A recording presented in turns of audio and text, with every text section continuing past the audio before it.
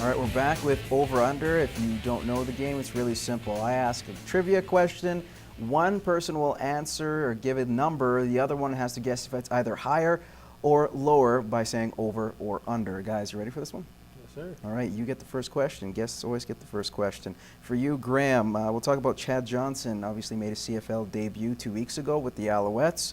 Not too bad. 1 catch, 20 yards. So far, so good. But we all knew when he was in his prime of his career in the NFL and known as Ocho Cinco, that's when he did his best. Especially back in 2007, he set a career high for receiving yards. How many receiving yards did he have that year? I'm going to say 800. Over or under? I'm over. Over. The number was 1,440 yards receiving. Jeez. Yeah, he was. That was his best year. Kind of tailed off after that. But you get the point. 1-0. You still have a chance to stay in this one. It's a best of 5. You ready for this one, Andrew? Yep. Question 2. From 2010 to 2011, the Lloydminster Twins were unbeatable. Like literally unbeatable. They didn't even lose a game. How many games did they win during that time? It was 2 seasons. 2 seasons? 2010, 2011. They won, say, we're counting playoffs? This includes playoffs. Counting playoffs All too? games. I'll say 27. Over or under? Under. The number was over, actually. 38 games. They had 38 wins and a tie in 2 seasons, just in those 2 seasons I alone. don't know why I'd say 27. They're in a 14-game schedule. Yeah. There you go. It's all right. You're down 2-0. Not a chance. You have plenty of time. You're in the lead so far. Graham, question 3 for you. Since moving to Oakland, the Athletics have reached 100-plus wins. How many times in their franchise's history since moving to Oakland? Since moving to Oakland, I'm going to give a heavy guess at 7. Over or under? Over. The number is under only 4 times in their history.